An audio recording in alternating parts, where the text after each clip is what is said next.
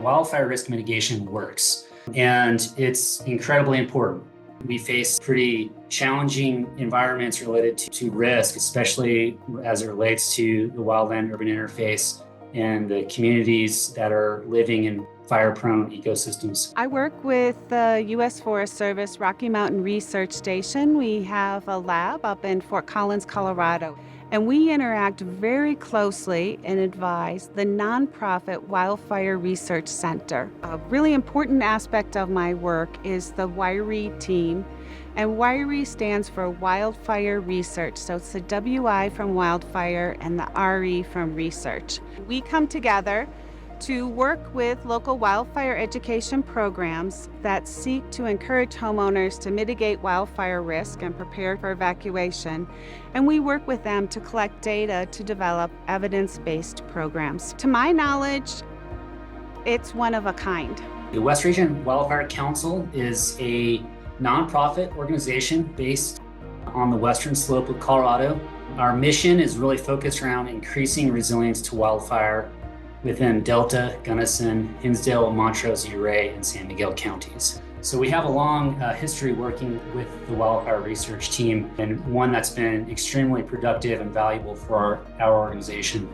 Humans are complex, and it requires an approach of understanding where people are at, why they have chosen to live in the place they have, and what are those incentives and motivations for taking action, and how residents in the wildland-urban interface can be supported to take those kinds of actions. It requires a multidisciplinary approach, which is challenging in and of itself, but it's something that the wildfire research team has really taken on. And really what it comes down to is asking residents about their homes, about their perceptions of wildfire, and also independently conducting a curbside rapid wildfire risk assessment. They assess every parcel in a community, just a quick look from the road to see what wildfire risk looks like on the parcel with respect to is there vegetation, are there flammable materials near the home, is the structure made out of something that could easily ignite?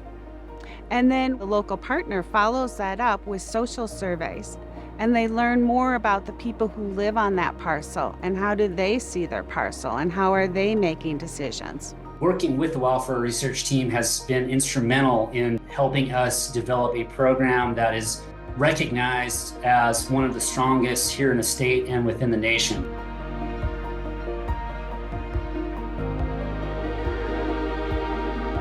Partnerships are our secret sauce. We could never do this work without our partners. The opportunity for us to work closely with partners shapes the questions that we ask so that we ask more relevant questions.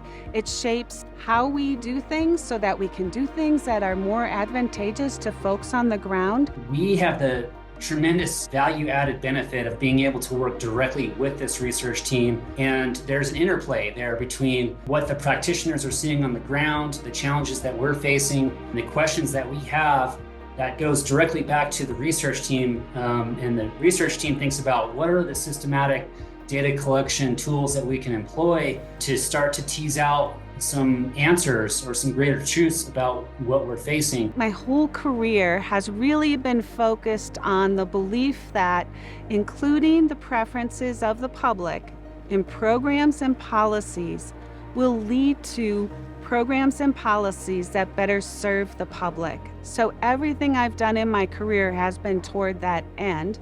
And this work is really the pinnacle. The wildfire research team is a critical leader in this space, and it's really a frontier of where we need to be going in terms of our national approach to the wildfire issue. We really are not going to make really much headway if we aren't bringing our homeowners and our communities along in this journey towards being, more resilient and more adapted to living in fire-prone ecosystems.